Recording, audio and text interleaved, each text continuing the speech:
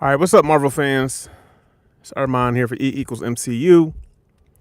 And I went live yesterday, and right after I went live, the Tom Rothman interview kind of broke. It was breaking news. I kind of missed it.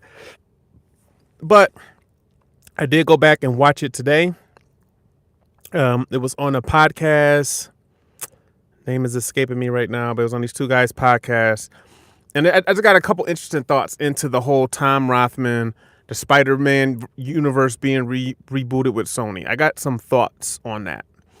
And I'm going off the top, and I always forget some stuff, but just bear with me.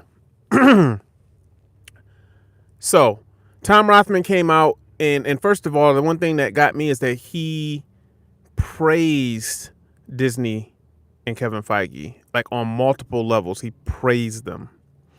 I think that's very telling to the deal and the history that those guys have with each other, because that was something that I didn't even really, I think I heard about, but I didn't really know to that extent that Tom Rothman worked on the first X-Men movie because he was over at Fox before he went to Sony. I'll say this. Tom Rothman makes you like him he makes me feel like Sony actually may know what they're doing, or Sony has a clue. He even kind of explained why, and not directly, but he explained why the Spider-Verse movies were garbage in a sense. I mean, he wouldn't use those terms, or he wouldn't say nothing, but the fact that they're acknowledging that they need to reboot them, I think he understands what's going on. So let's unpack all of this. First of all, Sony was saying that they're going to use more characters with Marvel, right? That was the report that came out a couple of weeks ago, that they're going to share more characters with Marvel. Now we're getting news that they're talking about rebooting their own universe. This is something I have not heard anybody point out or say, but I'm going to put this in the ether. I believe this reboot is going to be the Sony universe of characters established by Kevin Feige and Marvel Studios, and they're going to produce separate movies, but that are still in the MCU universe. I think for a long time, I thought that Marvel Studios, I thought the contract, wouldn't allow them to use certain characters. There were stipulations. There was brick walls they had to go through with certain contracts. Vincent D'Onofrio alluded to it, the fact that Sony owns the film rights to a live action Kingpin. I think, and from how he sounded, I really encourage you. I'll try to link it in the description. Watch the interview. It's like the first part of it, and he says a lot of other interesting things about film and stuff. Just the release window, everything. Like, I kind of feel like he has a very good pulse on what needs to be done. But at the same time, he even said, I have the board. I have people I have to answer to, much like any CEO these days with business. And that's why some of the decisions that get made. So, Sony's going to Sony being a thing isn't necessarily the Sony CEO's fault or Amy Pascal's fault.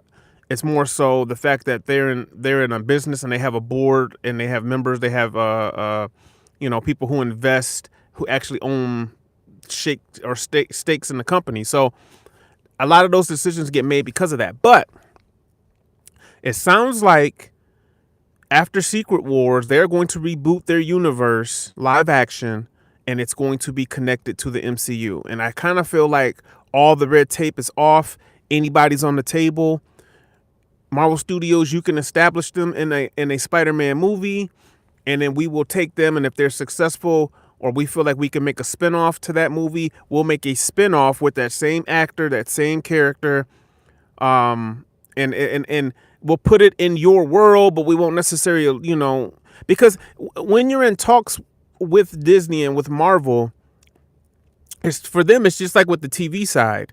There's certain things, like if I want to put a poster up of Kingpin from Daredevil Born Again season 2, if I want to put that up in Spider-Man, we have to go through the people that are making Spider-Man. I suspect Sony will be treated as a branch of the MCU, in that they have people they can go talk to at Disney and Marvel Studios to get things cleared for things they want to do. And it sounds like they're going to be working directly with Kevin Feige about that. And I think ultimately, I think that's great. I think that's a good thing. I think that is what we've been wanting the whole time when Spider-Man first came into the universe. Them wanting to do villains and make, movies based on the villains, it was if executed right, it could have been a good idea. But I don't feel like the people that they had making the movies understood how to play in someone else's sandbox without making a mess, if that makes any sense. They didn't know how to go to Kevin Feige's sandbox and not knock over his castles and take his toys and destroy stuff and put water in it and just do all this crazy stuff. It's like, I kind of feel like what has to happen is like, hey, we're going to go and play in Kevin Feige's sandbox, but we're going to be respectful. We're going to act like we got some sense, and we're going to try to play with Kevin Feige. And then when he doesn't want to play with us and he's playing his own thing, we're going to his sandbox without destroying anything that he's already built in the sandbox. And I kind of feel like that's what we're about to get. And that's what I'm hoping for. That's what my fingers are crossed for, because if they can do that and just be adjacent and just like, hey, we want to just make a Jessica Drew Spider-Woman, or, a Ghost Spider, or, the Ben Reilly. We'll have to do Ben Reilly, but we'll do Ben Reilly Spider Noir and have that somehow link up to the MCU. If they can have those little connections in it without actually having to affect it, just like with the TV side, I think that's a win. That's even more of a win-win than this has already have been for them. So, man, there was a lot of things that were going through my mind when I was watching it, but just in thinking about it, I think that's really all, you have to say about it. Like when the news broke yesterday, there was a lot of ups and downs about it. I took some time to think on it since I couldn't, react to it right when it happened. And then actually watching the conversation for myself, I come away feeling very positive about them rebooting the universe. If they're there were clues in what he said that alludes to that they're going to follow Kevin Feige and Disney's lead on all of this. So that's the part that makes me positive. The history of him, he told a story about Kevin Feige working on the first X-Men movie and how he was a junior assistant and he was putting in ideas, and he was always like, man, that's a good idea. That's a good idea. And he said if I had known this guy was going to be a genius, I would have been a lot nicer to him. So this lets you know Feige been doing this for a minute, man. And, he's in charge. He's got their respect. Amy Pascal ain't throwing sandwiches at him anymore, at least intentionally. She just looks like a sandwich chucker. Like when you look at her, she looks like, she look like she'll throw a cell phone at you out of just anger. I don't know. Maybe it's just me. Like I said, she belongs in the Edward Scissorhands sequel. But shout out to her, because he gave her props. He said, hey, that was a smart move on her part, going to Kevin Feige before she, was ushered out of Sony and making that deal happen. We would have none of that. We would have none of this Spider-Man and the MCU stuff if it wasn't for Amy Pascal. And I think I joke about it a lot, but I think that you have to acknowledge and give her props, because that's a lot of ego. You can't go from chucking a sandwich at somebody to humbly coming back to them and saying, I need help.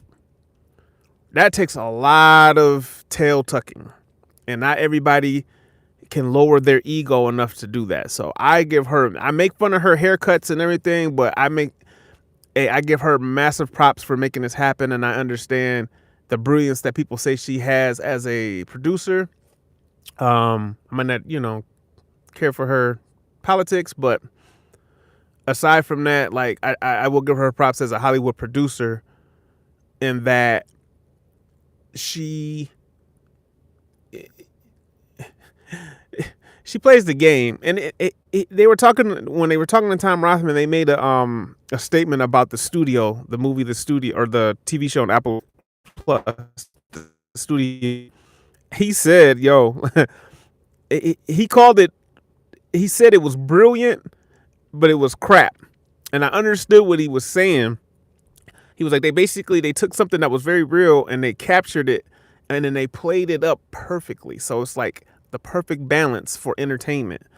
But they were the guys that were interviewing him was like, yeah, you kind of like the guy from the studio. Seth Rogen's character from the studio. It's like you gotta make money for the studio, but you want to do your passion projects. So overall, man, it's a great listen. It's a great interview. I implore you to look it up online, check it out, and yeah, man, the Sony universe is rebooting. Hopefully, we get them in the MCU, and that means the MCU can use more of their characters to integrate into the story. That's the hope. So that's what we're looking for. So, anyways, that's all I got for you guys today. Until next time, Marvel fans, peace.